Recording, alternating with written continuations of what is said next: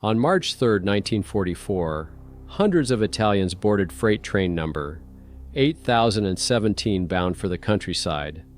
In a country ravaged by war, they risked their lives transporting coffee and cigarettes to exchange for bread and milk, which was the only way to feed their families. Only a few returned home. More than 500 people died, never reaching their beloved villages.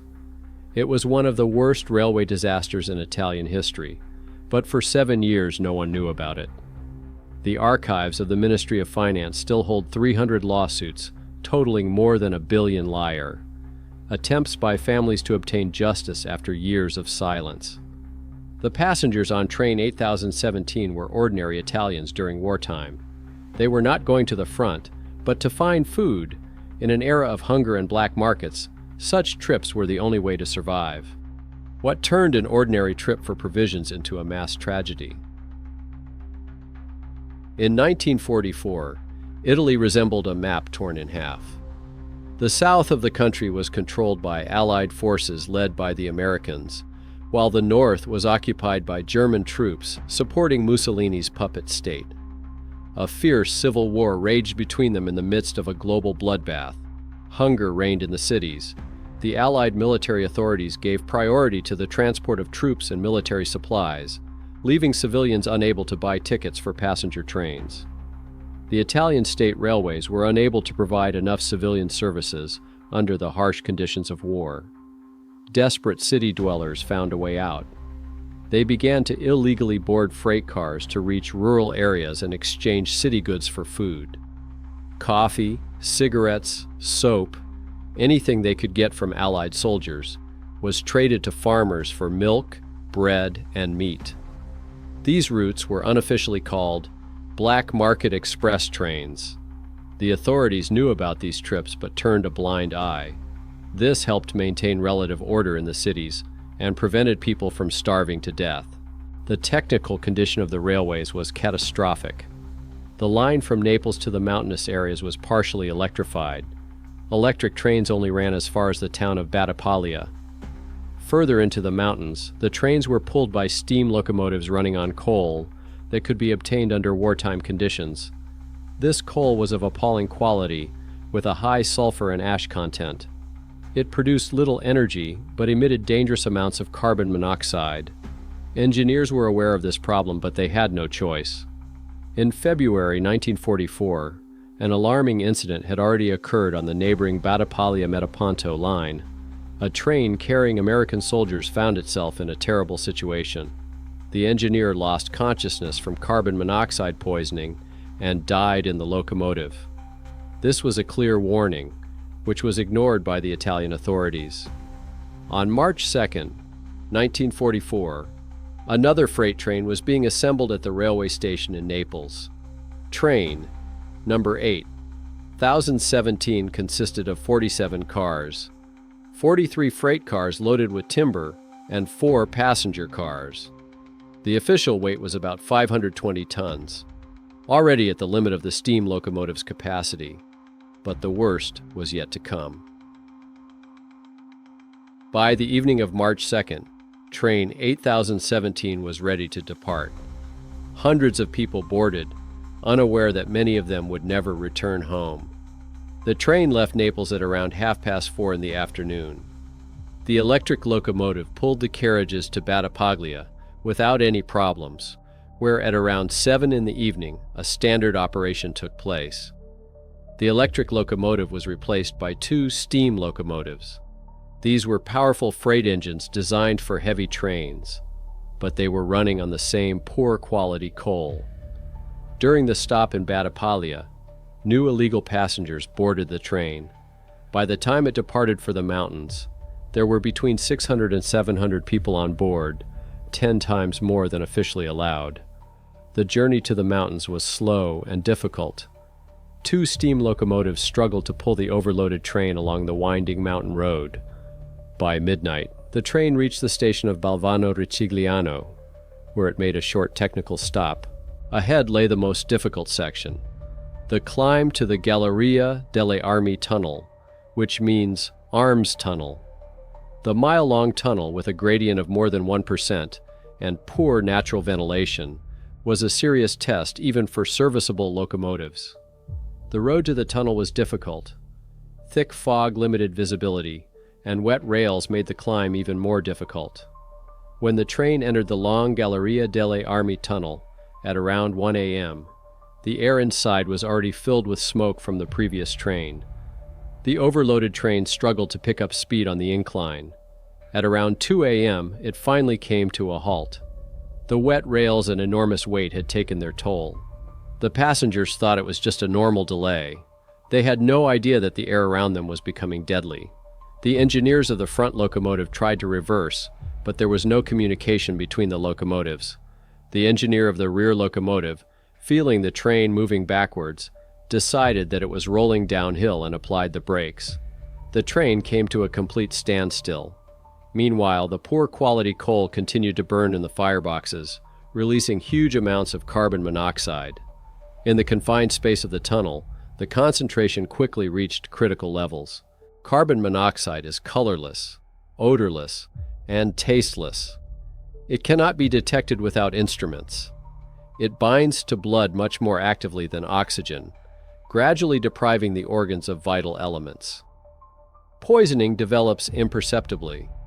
First, a slight headache and drowsiness, then confusion. A person loses the ability to understand danger and make decisions. Eventually, a deep sleep sets in, from which there is no awakening. Most of the passengers were asleep at that time of night. Carbon monoxide simply intensified their natural drowsiness, and they died in their sleep, unaware of the danger. Those who were awake felt unwell, but attributed it to fatigue from the long journey. In 1944, ordinary people knew virtually nothing about carbon monoxide. The engineers in the front locomotives were the first to lose consciousness, as the concentration there was highest. Some passengers from the front cars, feeling unwell, tried to get out and run along the tracks to the exit, but weakened by poisoning, most fell after a few dozen feet, not reaching the tunnel exit. Rescue came from an unexpected place. Brake conductor Michel Polo was on duty in one of the rear cars.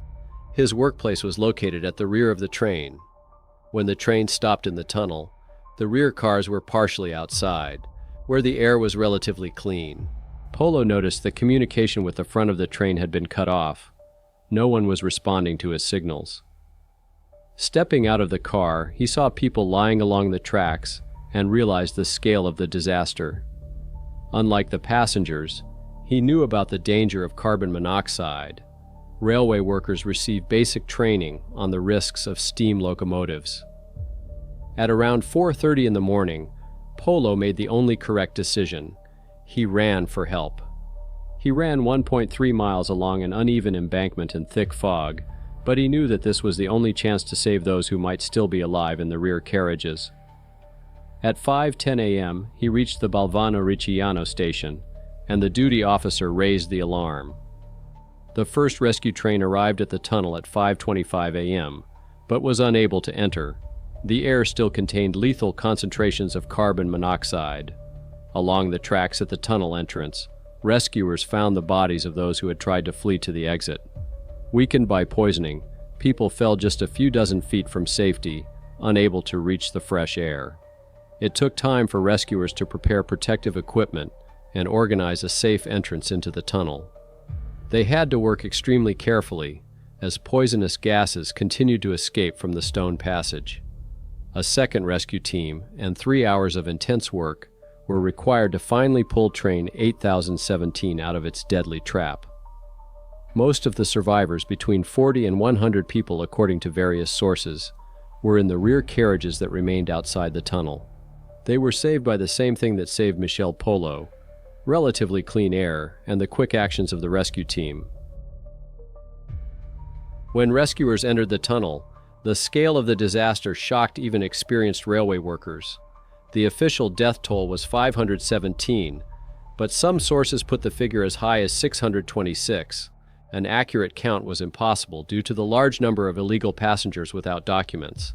Of the hundreds of victims, only 235 were identified. The rest remain nameless forever. They were buried in 4 mass graves in a cemetery in Balvano, without ceremony or monuments. Only the train crew members received a formal funeral with honors. But the real tragedy began after the last body was recovered from the tunnel. The Allied military authorities and the Italian government made a harsh decision to completely silence the incident. Panic among the population and criticism of the railway administration could not be allowed in the midst of war. For 7 years, virtually no one outside Balvano knew about the disaster. Not a single newspaper published a word. In the chaos of war, the disappearance of several hundred poor people simply went unnoticed. They had no influential relatives who could raise a fuss. It was not until 1951 that a parliamentary commission conducted an investigation, but it was too late. The evidence had been lost, the witnesses had dispersed, and the documents had been misplaced. The commission issued a verdict that was convenient for everyone. The disaster was the result of a combination of circumstances and was classified as force majeure. The Italian state railways cleverly avoided responsibility by claiming that in the chaos of the end of the war, it was impossible to determine who was in control of the trains, the Italian authorities or the American command. The victims were officially recorded as war casualties, even though they did not die from enemy bullets, but from systemic indifference. The families of the victims did not give up. 300 lawsuits demanded compensation of 1 billion lire. But the process dragged on for decades. Payments began only 15 years later, made by the Ministry of Finance in paltry sums equal to standard compensation for war losses. The disaster did, however, force the authorities to change safety regulations. A strict weight limit of 350 tons was introduced for mountainous sections. Steam locomotives were banned in tunnels until 1959. The slow electrification of the line began, which lasted until 1996, half a century after the tragedy. For decades, the story of the Balvano disaster was virtually forgotten, even in Italy itself.